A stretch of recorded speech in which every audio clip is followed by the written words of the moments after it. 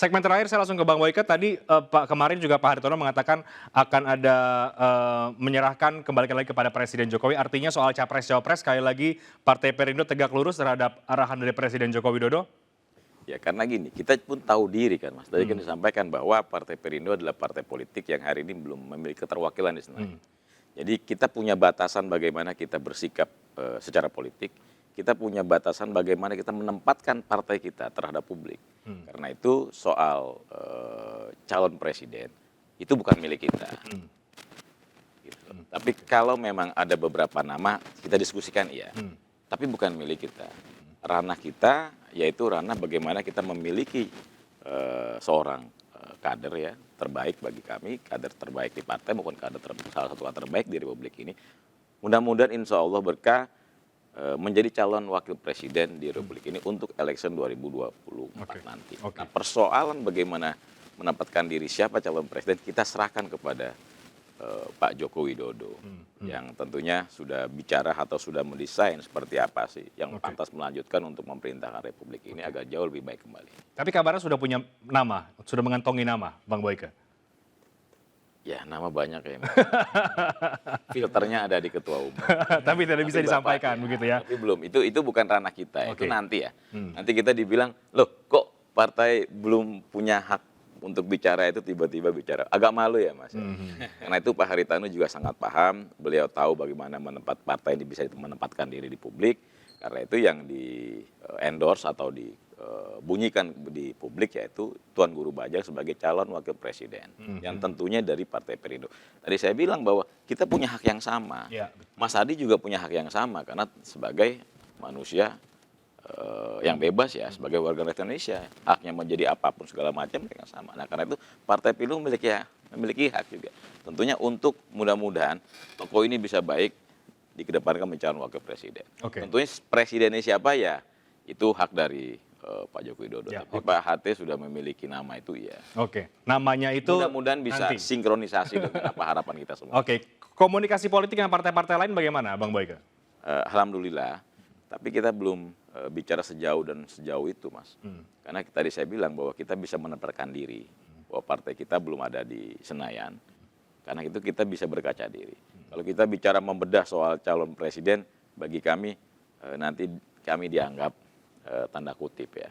Tapi kalau komunikasi politik terhadap teman-teman di partai lain, alhamdulillah berjalan dengan baik. Tetap dilakukan ya? Bicara tentang situasi nasional, itu tetap kami lakukan. Pasca nanti pergantian Presiden Pak Joko Widodo, itu siapa, artinya siapa presiden yang akan meneruskan, yang melanjutkan program-program kebangsaan ya, terhadap kemajuan Republik ini sejauh apa, ya itu sudah kita diskusikan. Tapi siapa dan siapa sebagai capres kita nggak bicara karena itu. Baik, Bang Adi Praitno, sekarang artinya konfigurasi bursa cawapres nambah lagi namanya, Tuan Guru Bajang. Artinya meskipun bukan nama yang baru, tapi kembali dimunculkan. Ini cukup menarik. Apakah bisa kemudian mempengaruhi dinamika cawapres yang ada? Karena kursi cawapres di tahun 2024 ternyata sangat signifikan gitu, Bang Adi.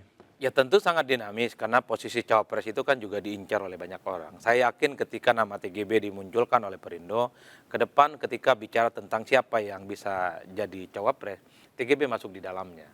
Minimal jadi perbincangan, minimal jadi diskursus. Karenanya bagi saya simpel Bang, Perindo ke depan kerja keras dan keras. Meningkatkan popularitas, meningkatkan elektabilitas TGB. Dan yang paling penting, carilah partai politik dan gabungan untuk bisa mengusung TGB. Berpasangan dengan siapapun yang itu adalah orang-orangnya Jokowi, apakah itu Ganjar, apakah itu Prabowo, apakah Erick Thohir, Erlangga Hartarto, dan seterusnya. Untuk bisa mendaftar ke KPU secara bersama sebagai kontestan pemilu. Itu adalah akad politik yang sesungguhnya. Kalau selain sekarang kan tunangan, baru pendekatan. Tapi itu tadi sebelum ada keputusan resmi dari KPU apapun bisa terjadi. Saya kira begitu poin saya. Jadi Bang Adi Praitno kalau kemudian ini sekali lagi bisa dimaksimalkan kerja-kerja politiknya oleh Partai Perindo, Anda melihat selain karena basis surveinya juga sudah cukup tinggi, kotel efek dari TGB ini juga akan bisa memaksimalkan Perindo untuk bisa lolos ke Senayan. Bagaimana Bang? Persis. Ada kotel efek, ada spirit karena ada kader di internal yang diusung oleh Perindo, dan yang paling penting ya bagi Perindo juga punya panggung besar yang sangat mungkin bisa dimainkan untuk 2024. Saya selalu mengatakan menyesal partai politik yang tidak menggunakan panggung 5 tahunan untuk mencalonkan kader terbaik mereka di 2024. Persoalan dapat tiket, persoalan menang itu lain hal. Tapi bahwa ada kebanggaan kader tersendiri, Ada gagasan, diusung, ada gagasan, portofolio politik dari internal. Nah itu yang saya sebut sebagai dignity sebagai sebuah partai politik. Untuk apa bikin partai politik kalau ujung-ujungnya usung yang lain? Banyak loh Bang yang mengusung kader-kader Itu dia, partai lain. itu dia. Padahal politik itu adalah rekrutmen elit untuk jabatan politik strategis. Ini sudah dimulai. Tinggal ikhtiar politiknya ke depan. Saya kira-kira begitu. Oke, ya. bagaimana Bang Boyke terakhir dari Partai Perindo setelah ini kemudian menjadi perbincangan bisa merubah peta bursa cawapres? Apa yang akan dilakukan sekali lagi? Ya kita berharap, tadi disampaikan Mas Adi juga bahwa ke depan itu hanya 3 poin yang harus dilakukan. Kerja keras, kerja keras, kerja keras. Bagaimana menyampaikan kepada publik bahwa gagasan kita berpartai, gagasan dari Partai Perindo terhadap politik kebangsaan, seperti apa, itu disampaikan kepada publik. Bahwa hari ini kita punya Tuan Guru Bajang sebagai ketua harian dan alhamdulillah juga sebagai salah satu tokoh terbaik di Republik ini. Dan notabene juga usia beliau kan juga masih muda. Usia beliau beda cuma 50 tahun hari ini. Nah, artinya masih muda ya, bisa berkompetisi dengan tokoh-tokoh muda lainnya.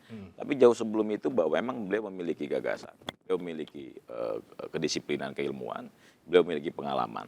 Dan ini bisa sinkronisasi dengan partai. Lalu partai memiliki apa, sampaikan Mas Adi, ada kerja keras, kerja keras, kerja keras. Oke. Untuk menyampaikan kepada publik bahwa pertama Perindo hadir untuk rakyat. Baik. PGB hadir untuk bangsa. Mudah-mudahan isi bisa selaras dan insya Allah mudah-mudahan bisa terjabah Mas Adi. Oke, kita akan lihat setelah ini bagaimana kemudian nama Tuan Guru Bajang Muhammad Zainul Majdi ini masuk dalam top of mind cawapres yang ada di Indonesia jelang Pilpres 2024 setelah kemudian Pak Haritano, Ketua Umum Partai Perindo mengusungnya sebagai cawapres yang cocok di Pilpres 2024. Demikian Talk Politik with Reinhard malam hari ini. Terima kasih Bang Boyke, terima kasih Bang Adi Praitno. Selamat malam, sehat selalu. Sampai jumpa.